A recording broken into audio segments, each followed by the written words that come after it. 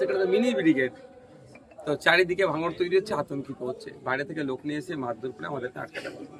তো বাইরে থেকে যারা আসছেন তাদেরকে সতর্ক করছি, বহিরাগত হিসাবে মানুষজন যদি আপনাকে ট্রিটমেন্ট শুরু করে দেয় বিপদ হয়ে যাবে, এই কাজ আপনারা করবেন না।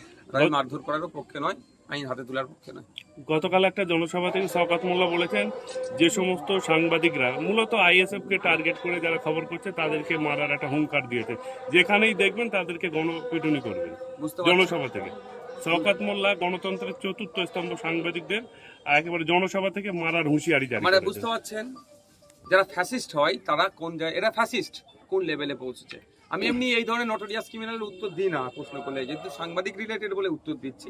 যারা ফ্যাসিস্ট হয় তাদের কাজটা হচ্ছে কি জানেন, সবকে দমন করা। এবার দমন করতে করতে কাকে গণতন্ত্রের মানে চতুর্থ স্তম্ভ বলে অভিহিত করা হয়? আপনাদেরকে। আজকে অবাক হবেন আপনারা শুনলে, এই ভারতবর্ষের সর্ববৃহৎ গণতন্ত্রে আমরা বসবাস করি, এখানে সাংবাদিক স্বাধীনতায় এত হস্তক্ষেপ করা হচ্ছে। আরে এমন অনেক সাংবাদিক আছে আমার বিরুদ্ধে খবর করে, মানে অন্যায় ভাবে আমার বিরুদ্ধে কথা খবর করে, তারপরে আমার কাছে যায়, আমি কোনোদিনের জন্য তাদেরকে কিছু বলি না, কিন্তু হাসি তাদের মুখটা দেখে, এত এড়িয়ে যায়। তারপর আপনার সঠিক খবর যখন উপস্থাপন করছে আপনাদের উপরে এরকম করে কথা বলছে। যদি কোনো সাংবাদিকের উপরে কোনো ধরনের আক্রমণ হয়, এর দায়ভার শওকত মোল্লাকে নিতে হবে এবং তার মূল্য শওকত মোল্লাকে চুকাতে হবে। 26শে ভোটের আগেই আইএসএফ এর ডাবুটি নেতা মার খাচ্ছে, কিন্তু কর্মীরা তাহলে কি টিকতে পারবে আইএসএফ এ? দেখুন, এটা হচ্ছে তো একটা টার্গেট যে মাথাকে আক্রমণ করে ডাল ফালা ভয় কি যাবে।